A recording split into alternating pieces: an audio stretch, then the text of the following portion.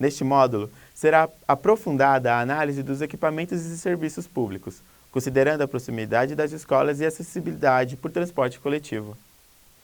Para contribuir na identificação de áreas mais propícias para a inserção de empreendimentos habitacionais, foi proposto um sistema que facilita a identificação de áreas mais aptas no município. Para a representação de equipamentos sociais, optou-se por utilizar a proximidade de escolas públicas de ensino infantil e fundamental. E, para representar a mobilidade urbana, considerou-se a proximidade de pontos de ônibus ou terminais de transporte. A construção de novos empreendimentos próximos às escolas resulta em diversos aspectos positivos, tanto na perspectiva social, por exemplo, estímulo ao acesso escolar ou redução da evasão escolar, como na perspectiva ambiental, por exemplo, diminuição de poluentes atmosféricos emitidos pelos veículos particulares. Para esse mapeamento, o município precisa ter a informação da distribuição espacial das escolas, pode ser obtida a partir dos endereços das escolas. Pretende-se aplicar uma métrica de proximidade onde as áreas situadas até 1 km de uma escola pública serão consideradas mais aptas para a construção de empreendimentos habitacionais. O transporte público coletivo é de grande importância, tanto para a mobilidade urbana, garantindo acesso a escolas, empregos, entretenimento, saúde e comércio, quanto para a questão ambiental, para a diminuição de poluentes liberados pelo transporte. Desta forma, é necessário garantir que a população tenha acesso ao transporte público. Então, com uma proposta metodológica de identificação das áreas mais aptas do município para a construção de novos empreendimentos do programa Minha Casa Minha Vida, será necessário que o município tenha distribuição espacial dos pontos de ônibus ou terminais de transportes. Pretende-se aplicar uma métrica de proximidade, onde as áreas situadas até 500 metros de pontos de ônibus ou 1 km de terminais de transporte serão consideradas áreas mais aptas para a construção de empreendimentos habitacionais. Como visualizar os seus dados com OpenLayers usando o QGIS? Para instalar e visualizar o complemento OpenLayers, é preciso clicar em Complementos, ir em Gerenciar e instalar complementos. Em Buscar, digite OpenLayers Plugin. Clique em Instalar complemento. Para inserir o visualizador Google Satélite, com o plugin já instalado no QGIS, clique em Web, OpenLayers Plugins, Google Maps, Google Satélite. Aguarde a camada ser inserida no software. Agora, para visualizar a localização das escolas no software QGIS e sobrepor este vetor sobre uma imagem do Google Satélite, serão necessários alguns procedimentos. Primeiro, devemos inserir o ponto SHP das escolas em formato vetorial. No ícone Adicionar camada vetorial, clique em Buscar e localize na pasta o arquivo no formato .shp. Clique em Abrir. O complemento OpenLayers permite auxiliar na interpretação da localização das escolas sob a imagem do município. Assim, é possível verificar a distribuição das escolas de forma mais precisa. As escolas estão representadas por pontos no município. É possível também aproximar a imagem para observar a localização e a vizinhança de cada escola, bem como as características e a presença de equipamentos no entorno. Vale ressaltar que esta imagem pode ou não estar atualizada ou não ter detalhe suficiente para visualizar, por exemplo, o telhado de casas. O mesmo procedimento, usando o complemento OpenLayers e abrindo o shape de transportes, pode ser executado para visualizar a localização dos pontos de ônibus ou terminais de transporte coletivo. O complemento OpenLayers permite auxiliar na interpretação da localização dos pontos de ônibus sobre a imagem do município.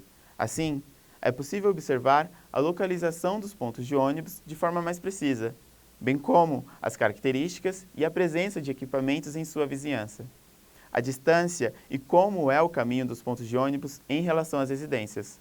Vale ressaltar que esta imagem pode ou não estar atualizada ou não ter o detalhe o suficiente, por exemplo, para visualizar os abrigos de pontos de ônibus. Para preparar os shapes para posterior análise e produção do mapa síntese, todos deverão seguir o procedimento padrão no QGIS. O shape do limite municipal deve ser salvo com código municipal seguido de limite, underline, municipal. Por exemplo, para o município de Santo André, cujo código é 3547809, o nome do shape limite do município deve ser 3547809, underline, limite, underline, municipal. O código dos municípios podem ser consultados no website do IBGE, em banco de dados cidades. O código do município será o início do nome dos demais shapes. Dessa forma, o nome do shape do limite urbano de Santo André será 3547809, underline, limite urbano. O nome do shape da ocupação urbana ou mancha urbana será 3547809, underline, limite, underline, mancha, underline, urbana. O nome dos shapes dos empreendimentos habitacionais do programa Minha Casa Minha Vida será 3547809, underline, empreendimentos.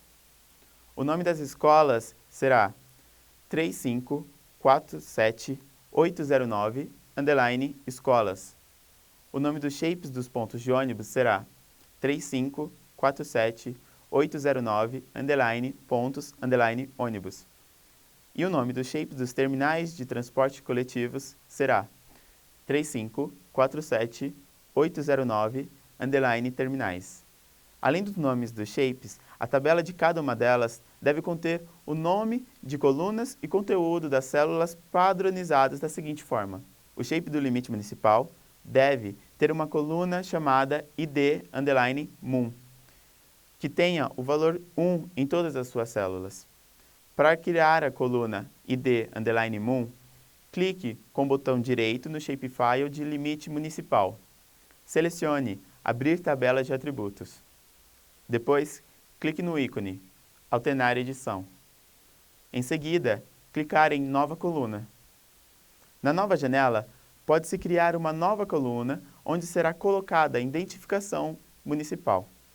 Para isso, clique em uma coluna, clicando no botão e escreva ID, underline, MUN, no nome da coluna. Em tipo, escolher inteiro. Em largura, escrever 6. E depois clique em OK. Para colocar valores nas células de colunas ID, underline, MUN, selecione o nome da coluna ID, underline, MUN no botão para montar a fórmula. E digite o número 1 na caixa do lado direito do botão Epsilon. Depois, clique no botão Atualizar todos e salve as alterações. Os shapes do limite urbano e mancha urbana deverão ter uma coluna de identificação chamada, respectivamente, ID, underline, urb e ID, underline, man. Siga o mesmo procedimento usado no shape de limite municipal para criar a nova coluna e colocar o valor das células nos shapes do limite urbano e da mancha urbana. Para o shape das escolas, dos pontos de ônibus e dos terminais de transporte coletivo, a nova coluna deve chamar, respectivamente, ID, underline, ESC, ID, underline, ONI e ID, underline, TER. Siga o mesmo procedimento usado no shape do limite municipal para criar uma nova coluna. Para colocar o valor das células nas colunas ID, underline, ESC do shape das escolas, selecione o nome da coluna ID, underline, ESC no botão para montar a fórmula. Clique no botão Epsilon para selecionar a equação. Na caixa de diálogo Expressão, selecione Registro e clique 2 vezes sobre Cifrão Row Num e em OK. Depois, clique no botão Atualizar todos.